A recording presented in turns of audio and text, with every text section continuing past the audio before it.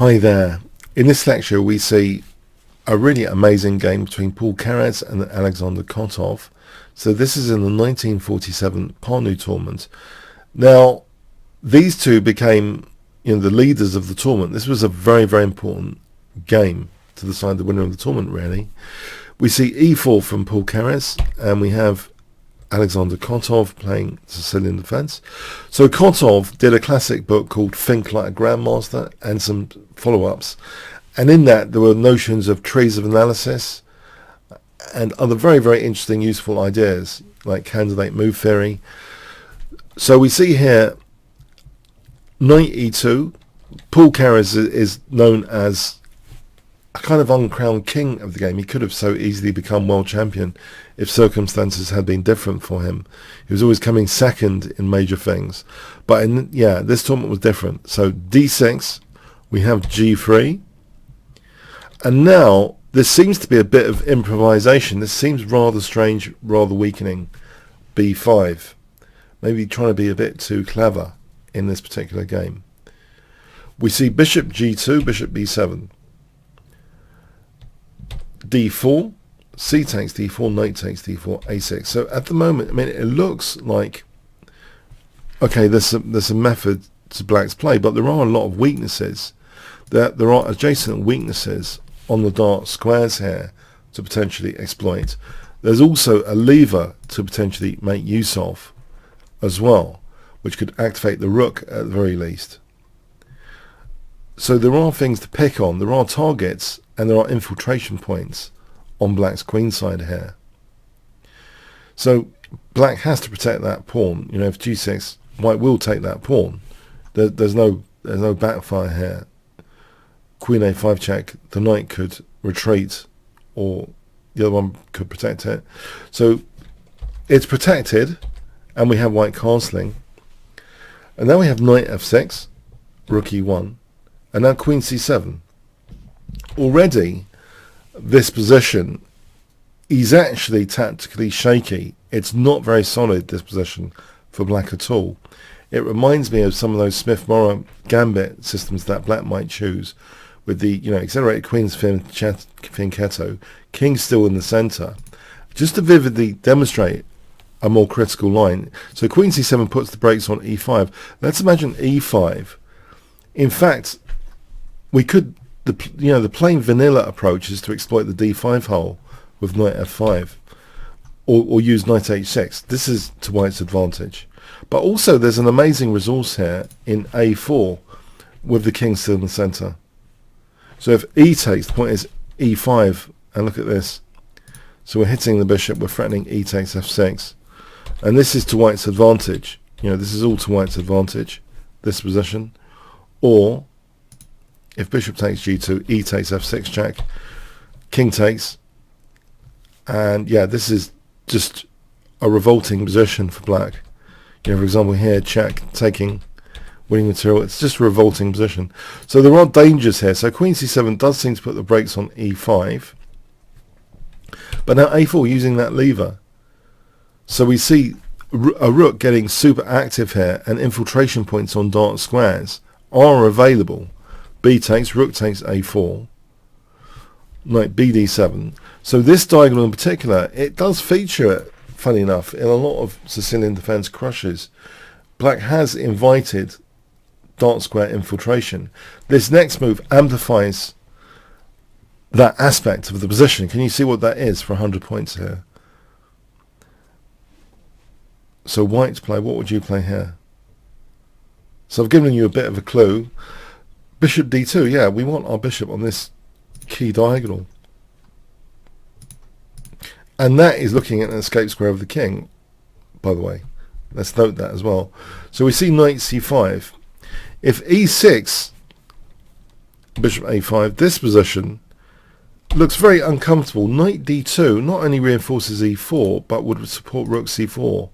And we get a common square on c7. So for example, bishop e7, look at this, rook c4. This is strange, weird and wonderful stuff, which we don't normally see. A bishop pinned like this.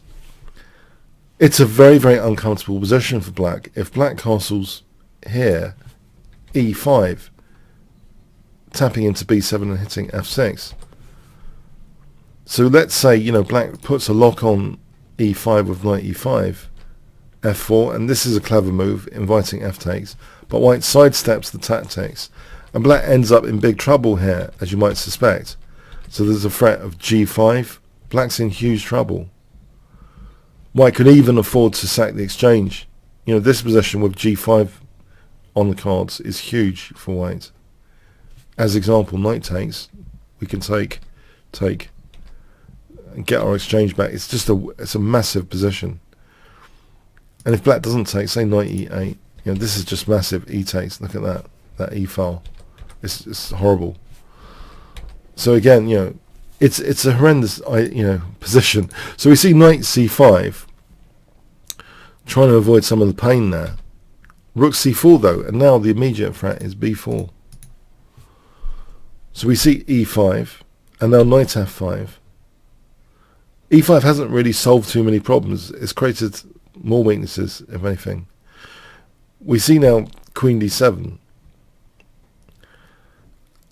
Yeah, it's it's a very, very tricky position indeed. So, you know, queen d7, let's go with that for the moment. In fact, white plays a nifty move here to exploit queen d7. So what move is that for 100 points? Okay, bishop h3, so threatening, knight takes, g7 check to win the queen. So we see knight e6. But now bishop a5, and yeah, there are ideas, you know, potentially, you know, rook c7 and knight takes g7 again, potentially. We see g6 inviting that kind of thing. But actually the knight steps back. There would be a lot of material for the queen on rook c7. So the knight actually steps back. Perhaps this is the, you know, the wisest thing to do. If we go in for something like rook c7, I mean, black has other options as well to move the queen. Black doesn't have to do a queen sack or anything. So white does actually just go back to, this is a plain vanilla move, knight e3. And now we see rook c8. Now knight c3, rook takes c4, knight takes c6. And here, black is in a world of pain. If bishop e7 wasn't played, if queen c6 was played, if bishop e7, the funny thing is here, bishop b4, what does black do? If black castles, knight takes e5, and then we're just taking on d7, taking on e7, big advantage. So black actually played queen c6. This is moving the queen too many times, it seems. We see b3 protecting that knight. And now making things a lot worse, knight c5. Bishop e7, on bishop e7 there's bishop takes e6, f takes bishop e4. And this is very good for white. You know, bishop takes d6 is actually possible here, believe it or not. Because even though it goes into a self pin, can you see what white plays here? There's really amazing tactics here. What does white play in this position?